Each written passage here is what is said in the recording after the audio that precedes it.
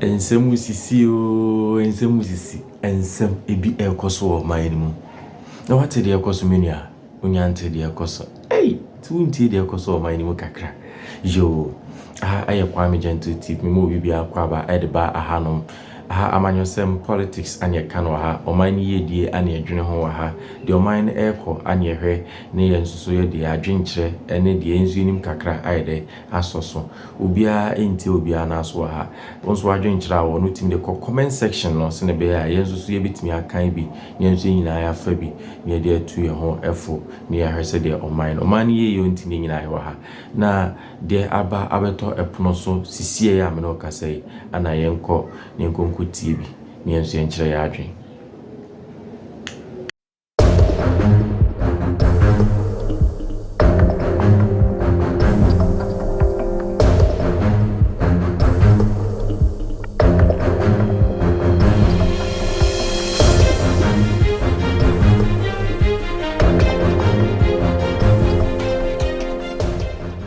2024 elections, but this one is targeting the youth. What is informing this strategy? Thank you, Eric, for having me, and thank you, TV.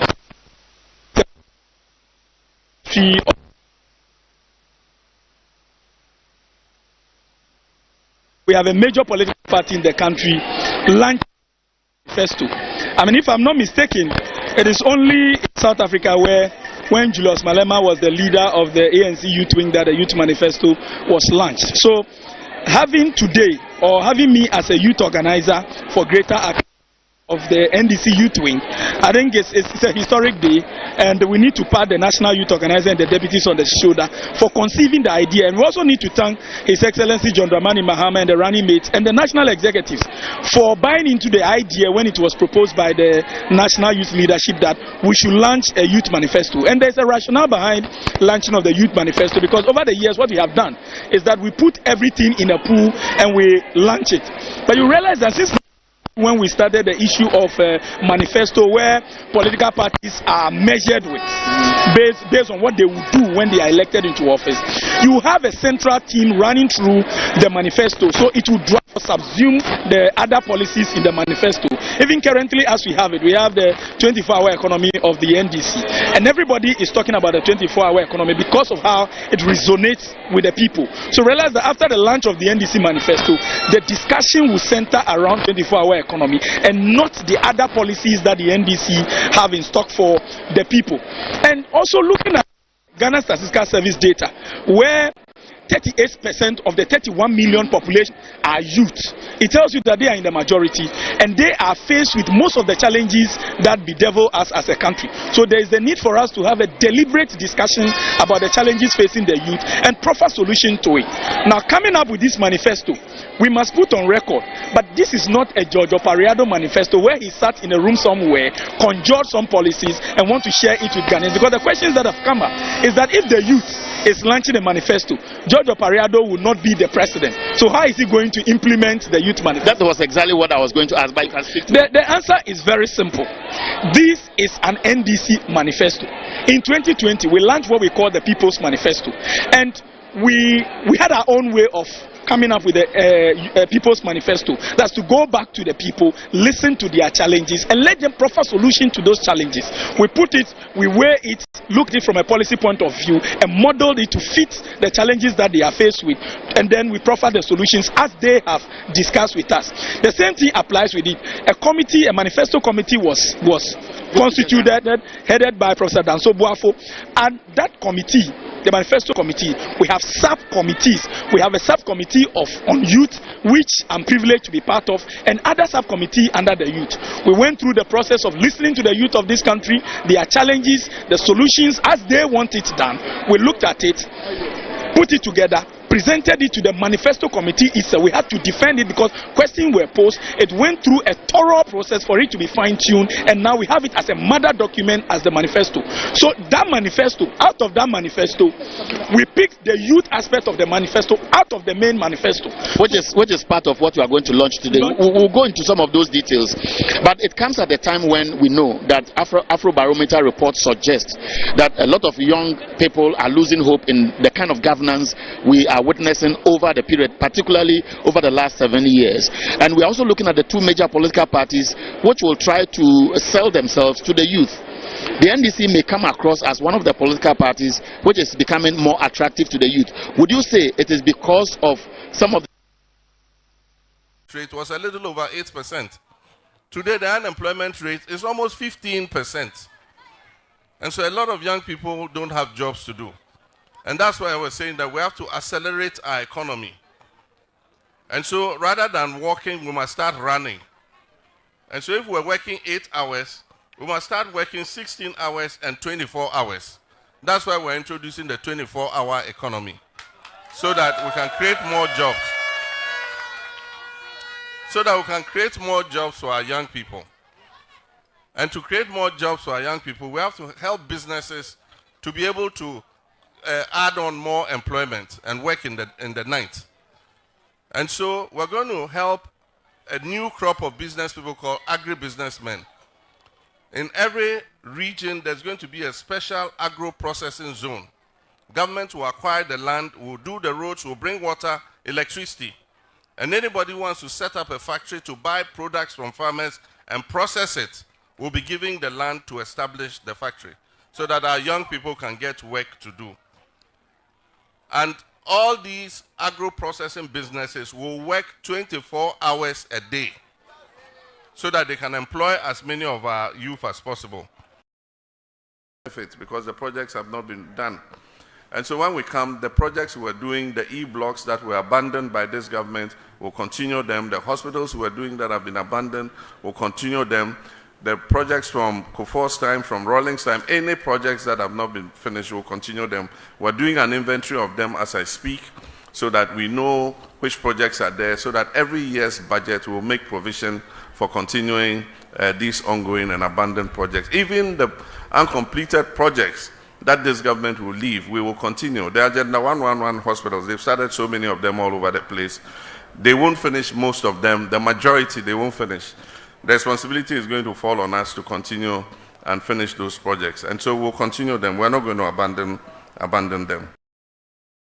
Apart from destroying our economy, apart from plunging Ghana into crisis, one of the things this government wants to do is to rewrite our history.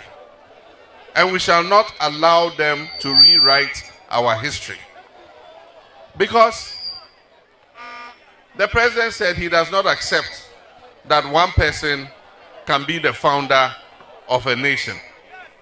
Yes, founding a nation, it takes many people, but there's always that critical one person whose sacrifice and efforts is what finally leads to the attainment of the objective that everybody is working for.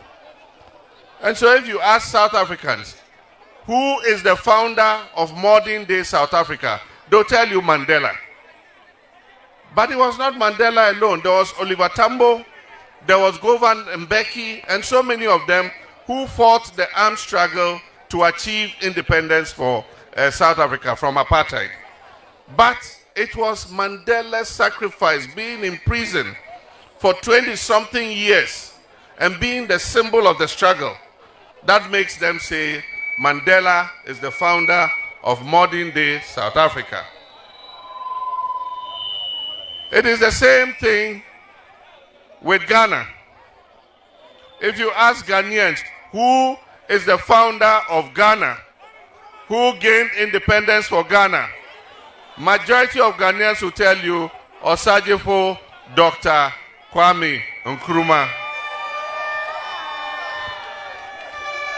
Because it was him who gave that critical spark to the independence struggle that eventually got us independence. The UGCC at the time said independence gradually in the shortest possible time. Nkrumah said independence now. And he fought for it. And that is why Ghanaians recognize him as the founder. Nobody can come and rewrite our history.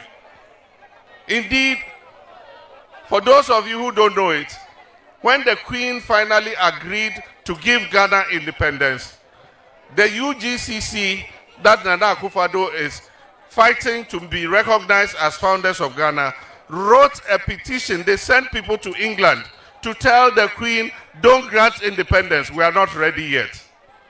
And so how can people like that be, even if we are saying many people fought for independence, you cannot say UGCC was part of it, because it's not inability.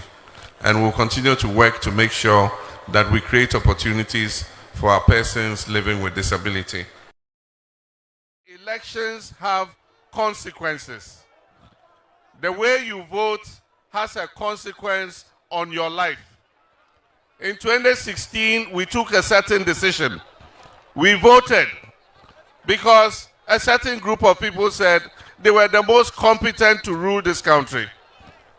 Things were not perfect under my government. We had not made Ghana heaven, but at least we were making some progress. Today, we are told that our lives are better. How can our lives be better than it was in 2016? And everything you talk about has deteriorated. They said, we are bringing an economic wizard. He worked in Bank of Ghana before. It was him who helped Kufuor to make the cedi equivalent to $1. We are bringing him to stabilize the cedi. What happened to the cedi? It broke jail and ran away. He said he had arrested the cedi and locked it. What happened to it? The cedi ran from 4 cedis to 16 cedis to $1. And so, elections have consequences. Today, they say we should applaud them for what they have done in 8 years. In 8 years, we are hungrier than we are. You remember, they say, yeti what, yeti dienso, yeti sikaso, and so, come the. You remember that one? Ghana nye hiyamai, yeti sikaso, and so, come the. You remember it? Today, aren't people more hungry than they were before? We have had agricultural policies in the past that have not worked. We're just coming from the planking of food for food and jobs. It hasn't worked because, food prices are so high. If it had worked, we would have abundant food and prices will not be as high. And that is because we're just doing a shot in the dark approach. We just come and distribute subsidized fertilizers, and we think that that's enough to increase food production. This time, there must be a direct engagement with the farmer. We must know who the farmer is, and our policy must target that farmer. John Mahama is come with accolades, attributes. But the attribute with which I am receiving him is the attribute that says, John Dramani, the nation builder. And upon this accolade, upon this attribute, I want to make some demands. And because you lack the time, I just want to mention about 2. Nation builder, you remember that in your tenure, you gave Nangodi, the capital of Nabdam, a secondary school. But it fizzled out when you departed. The Nabdam people are reminding you that when you come back, let us have that school. My people are all saying that you yourself, you saw the roads even as you came to Pelungu. The roads are bad. And we've been crying for a very long time for someone to attend to us. So we are presenting to you the road from Gania Songe through Zalergo, through Damolgo, Tindongo, and to Pelungu, and to Sakote and Nangodi. We want to hear you respond positively and serious on this. And we also want to tell you that Nabdam is sitting on the Nangodi gold belt. Very rich gold belt. I have been told by experts that the quality of gold is the highest, 22 karat. And this is the only place that we have an industrial mining during the Northern Territories, when we were Northern Territories. Since then, no policy has favored us. And for that matter, the mining has become a problem unto us. And the only thing that my people would do is wanting to take it by galamsey. And when they attempt it, they are penalized, they are maltreated,